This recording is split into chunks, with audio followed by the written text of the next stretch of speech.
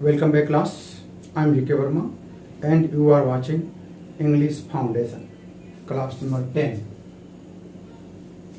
जो लोग इसके पहले के क्लास को वॉइस के जो 9 क्लास है उसको नहीं देखे हैं उनको ये समझ में नहीं आएगा, इसलिए इसके पहले के क्लास को और टेंस के क्लास को देखें तब ये समझ में आएगा, नहीं तो नहीं आएगा। तो देखिए इस क्लास में हम लोग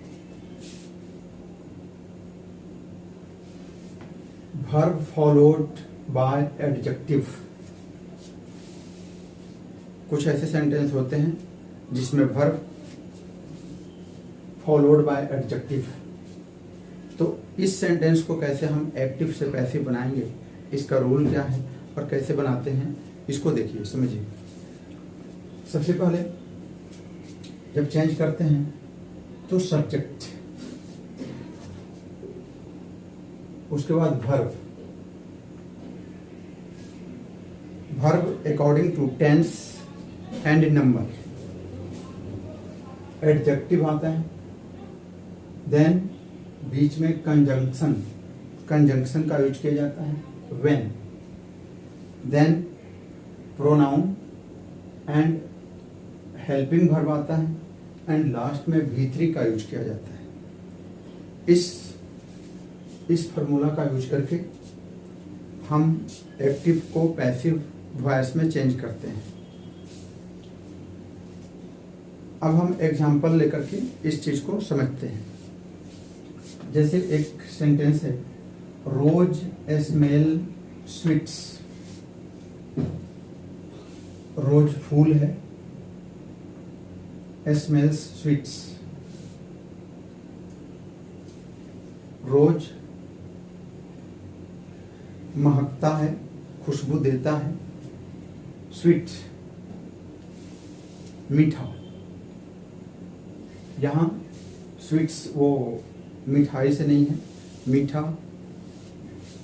रोज स्मेल्स स्वीट्स। ये सेंटेंस कौन सा है?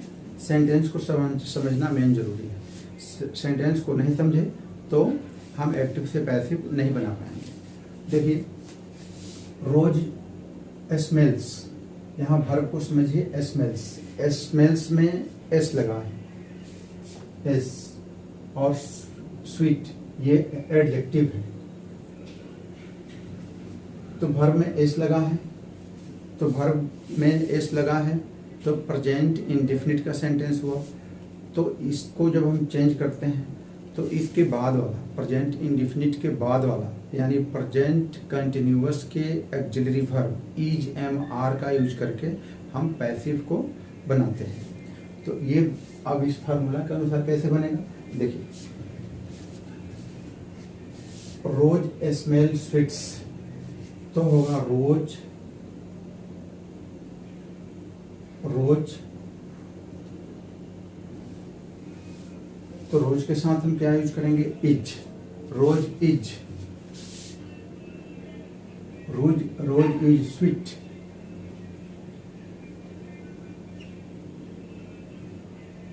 Subject verb adjective, subject verb adjective, rose is sweet when, when अब प्रोनाउन का यूज करेंगे। रोज के लिए हम कब किसका यूज करेंगे, it, when it, when it,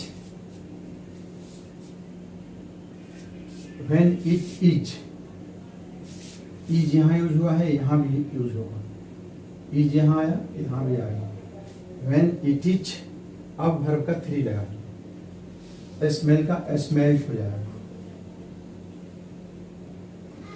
smell full stop, rose smell sweets. हमने सेंटेंस को पहचान लिया, ध्यान दीजिए, तो हमें पता चल गया सेंटेंस में ये सेंटेंस कौन सा है, प्रेजेंट इंडेफिनिट का है। तो हम ऑक्सिलरी वर्ब सहायक क्रिया कौन सा यूज करेंगे, इसके बाद वाला, प्रेजेंट इंडेफिनिट के बाद वाला यानी प्रेजेंट कंटिन्यूअस जिसमें इज एम आर का यूज होता है उसका यूज करेंगे। तो रोज स्मेल स्वीट्स, तो क्या हो जाएगा, रोज इज रोज के साथ ईज का यूज करेंगे। जब ईज का यहाँ यूज करेंगे एक्सिलरी वर्ब, तो यहाँ भी हेल्पिंग वर्ब में हम ईज का यूज करेंगे।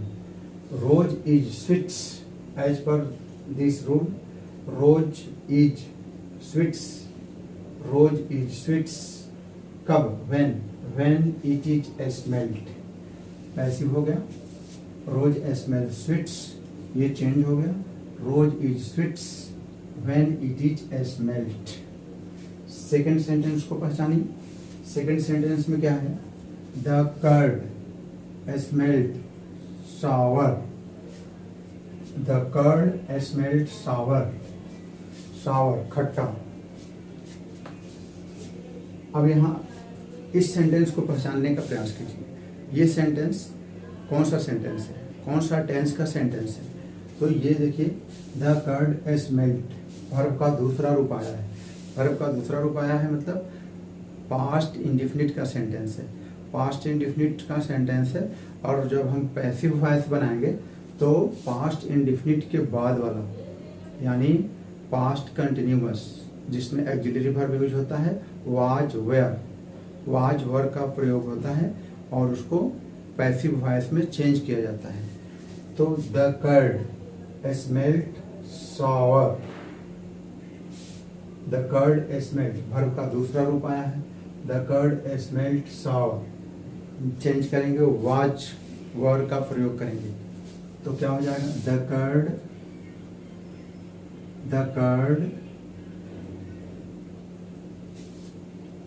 Was, the curd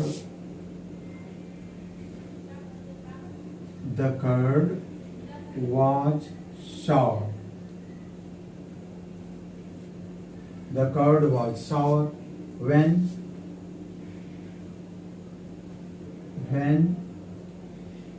it was smelled। Verb का तीसरा। तो हमने यहाँ पर सेंटेंस को पहचान लिया, the curd smelled sour, sentence बन गया। ये पास्ट इंडेफिनिट का सेंटेंस है, वाज वेयर का प्रयोग किए, the curd was sour when it was smelled. Next sentence को देखिए, दोज मैंगोज स्मेल स्वीट्स, वो मैंगो, वो आम मधुर महकते हैं, मधुर यहाँ अच्छा, मीठा, मीठा महकते हैं। दोज मैंगोज स्मेल स्वीट्स, इसको हम कैसे बनाएंगे, दोज मैंगोज, दोज मैंगोज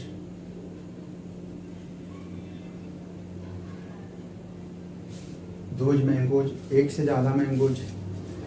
ये सेंटेंस कौन सा है, दोज मैंगोज स्मेल स्वीट्स, ये कौन सा सेंटेंस है, एक से ज्यादा मैंगोज है। ये है प्रेजेंट इंडेफिनिट का सेंटेंस, इसमें भी EMR का प्रयोग करेंगे। स्मेल का यूज हुआ है, दोज मैंगोज एक से ज्यादा है, EMR का प्रयोग करते हैं। Those mangoes are, those mangoes are sweet, sweet, those mangoes are sweet when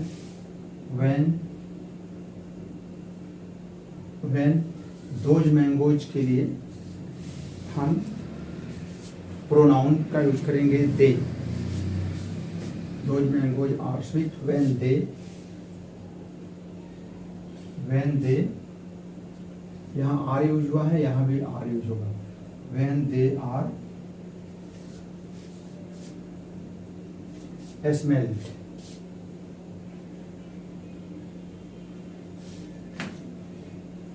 Those mangoes are sweet when they are smelled। Next sentence, quinine tastes bitter, quinine का टेस्ट बिटर होता है, तीखा होता है। सब्जेक्ट है, quinine टेस्ट बिटर। ये कौन सा सेंटेंस है, प्रेजेंट इंडेफिनिट का सेंटेंस है, इज एम आर का यूज करेंगे। कैसे बन जाएगा? कोनाइन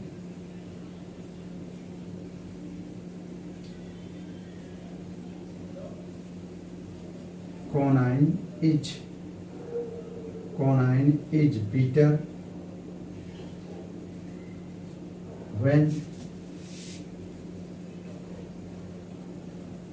when it is tested। कुछ और सेंटेंस है जिसको बच्चे गलती करते हैं, उसको समझना जरूरी है। जैसे देखिए, what amused you. Passive voice बनाने के पहले सेंटेंस को पहचानना जरूरी है।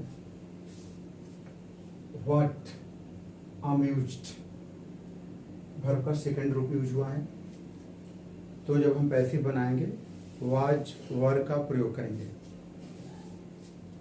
अम्यूज्ड खुश होना, तो कैसे बनाएंगे? देखिए, व्हाट अम्यूज्ड यू, ये बनेगा बाय व्हाट, यहाँ लगेगा by what, by what.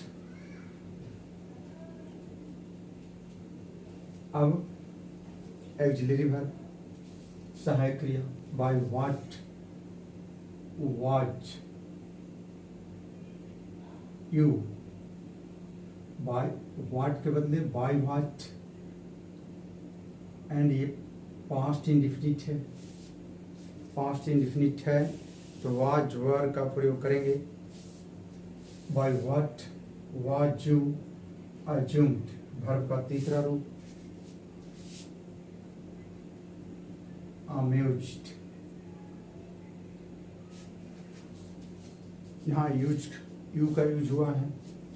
By what यहाँ यू है, तो यू के साथ वर का प्रयोग किया जाता है, तो यहाँ वर होगा। Bye what were you amused.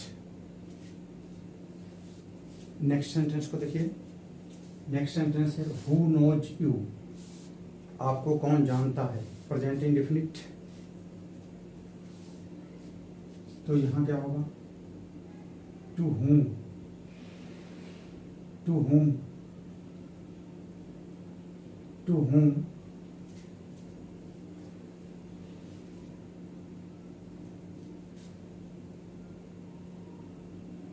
Are you, are क्यों लगाए? यू के साथ आर लगाया जाता है इसलिए। To whom are you known,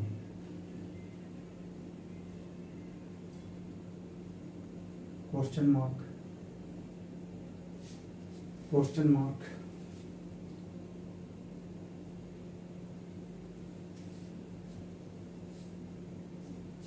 the cleaner cleaned the room, ये कौन सा सेंटेंस है? ये है past indefinite. The cleaner cleaned the room, तो क्या हो जाएगा? The room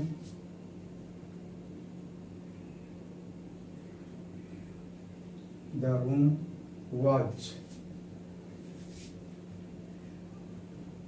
the room was cleaned,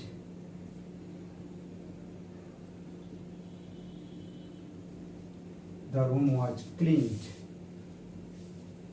by the cleaner लिखना जरूरी नहीं है, not required।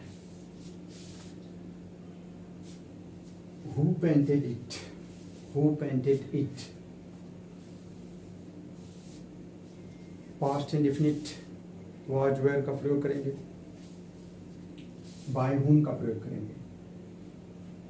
बाय हु है, by whom, by whom was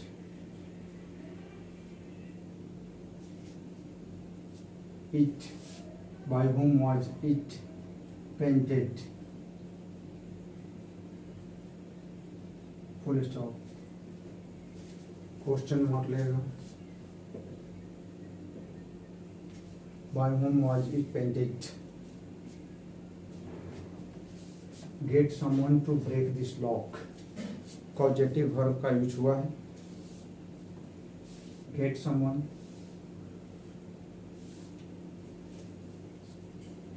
इस केस में हैव का यूज करते हैं। हैव दिस लॉक,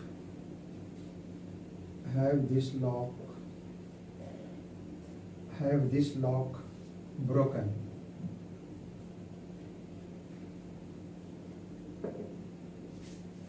देखिए,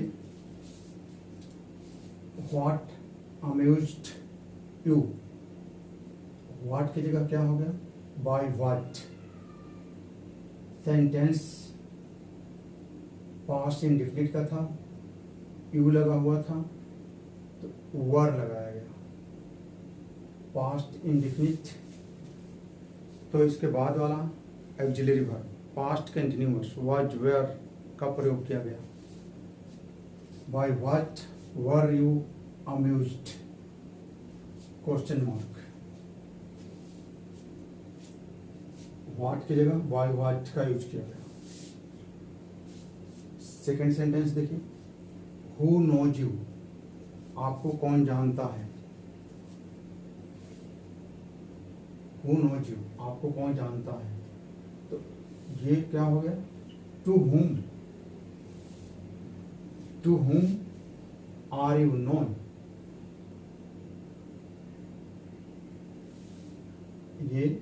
ये सेंटेंस प्रेजेंट इंडेफिनिट का है। ऑक्सिलरी वर्ब आर का यूज हुआ, क्यों, यहाँ यू है। To whom are you known. The cleaner cleaned the room, the room past indefinite का सेंटेंस है, वॉज का यूज किया गया। The room was cleaned by the cleaner, यहाँ लिखना जरूरी नहीं।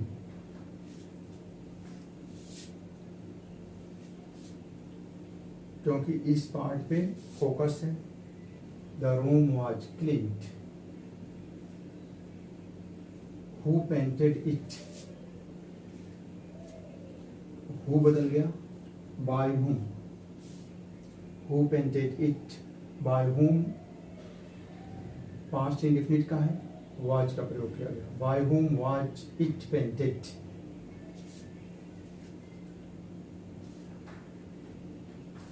लास्ट ये जो सेंटेंस है उस पर ध्यान दीजिए। कॉजेक्टिव वर्ब कभी क्वेश्चन उल्टा पूछ देता है। पैसिव वॉइस ऐसे दे देगा, पैसिव वॉइस दे देगा, बोलेगा कि एक्टिव वॉइस बनाओ। तो यहाँ कॉजेक्टिव वर्ब हैव का यूज किया गया है। Have this lock broken. Causative verb में नीड अ सब्जेक्ट, एक सब्जेक्ट की जरूरत होती है। कॉजेक्टिव वर्ब में सब्जेक्ट का यूज करके बनाया जाता है। तो यदि ऐसे दिया हो हैव दिस लॉक ब्रोकन, तो हम क्या करेंगे, get someone to break this lock. Sentence उल्टा भी दे सकता है। हैव दिस लॉक ब्रोकन, तो कॉजेक्टिव वर्ब के साथ सब्जेक्ट का यूज किया जाता है। Get someone to break this lock. या एक्टिव वॉइस में get someone to break this lock, तो क्या हो जाएगा, have this lock broken. Next rule जो है उसको समझते हैं। रूल है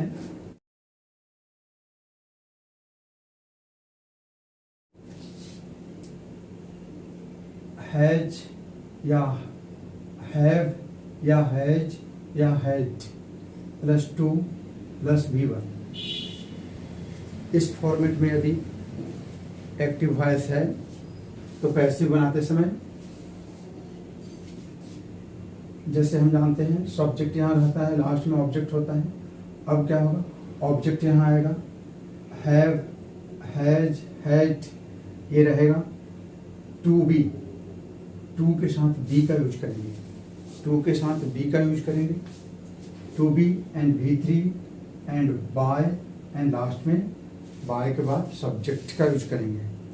आई have to finish this work, क्या होगा, दिस वर्क इधर आएगा, दिस वर्क दिस वर्क, एक वर्क है, हैज का यूज करेंगे। This work has to be हो जाएगा। This work has to be finished, verb का तीसरा रूप, फिनिश्ड बाय मी।